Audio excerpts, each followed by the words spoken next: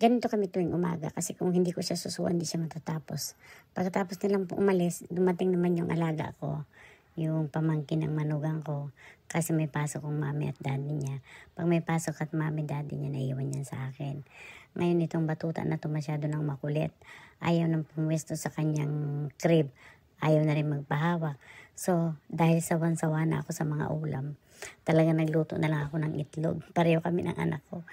Nilagang itlog din, ganyan din. Adobong itlog kinain namin. Kasi nga, sawa na kami. Ang daming pagkain na tira. Diyos mio. Hindi na namin makain. Kaya ayan, habang kumakain ako, yung isa kong alaga, yun paborito niya kasi din ng adobo. Maliit pa yan, alaga ako na yan. 1 year old pa lang alaga ako na yung lalaki. So, nakikikain yan sa akin.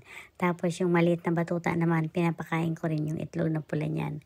So ayan, sinusubuan ko nga si Grayson kasi nga gusto niya yan yung sabaw ng adobo. Gusto niya mapababoy man o hindi.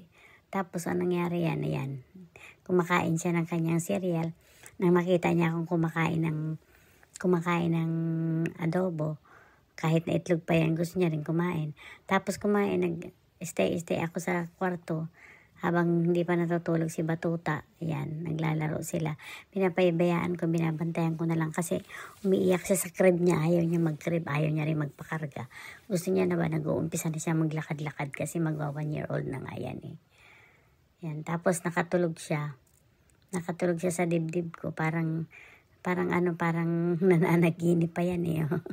Antocation pa ang Batuta. Nangangalay ang pangako dyan. So, ayan na nga, nakatulog na nga siya, hinayaan ko siyang matulog. Habang ako naman nag-aayos-ayos ako ng mga pinggan, habang tulog siya, nag-aayos-ayos naman ako para naman meron akong magawa. Mga natulog din yung bata na siguro mga 30 minutes lang naman ang tulog niya. At tapos, umabot na ng hapon. Sa kakaayos-ayos ko ng mga gamit-gamit para medyo malinis naman ng konti pagdating ng aking mga kabatutaan. Kasi yan na lang ang kinakabisihan ko para hindi nga ako lagi nakaupo. Kaya gumagawa na rin ako sa loob ng bahay. Dati hindi, higa lang ako ng higa. Pero naisipan ko naman. Exercise din. So ayan, naganda ako ng hapunan pero hindi naman nangyari yung hapunan na yan. Basta in-slice ko lang yan, tinimplahan ko lang siya ng asin, paminta, tsaka powder na bawang. Tapos nilagay ko na lang ulit sa ref. Kasi yung anak ko, nang dumating ng hapon, gusto nila kumain sa Roadhouse na naman. Hindi sana ako sasama, pero sumama na lang ako kasi sa Roadhouse kasi meron silang ano ba yun? Yung parang card. So, meron silang 50% parang off na card, ganun. So, yan, inasinan ko na nga lang yan. Tapos nilagay ko na lang siya sa rep. So, ako nga, sumama nga ako sa Roadhouse. Ang kinain ko lang naman mani.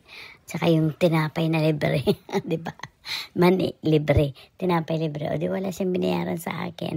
Kasi yun lang ang kinain ko. Tapos nag-order din naman ako ng ano ba yun, yung pickle, fried pickle na 450 calories. Binilang talaga ang calories. Pag nasasanay ka magbilang ng calories, talaga magbibilang ka ng magbibilang.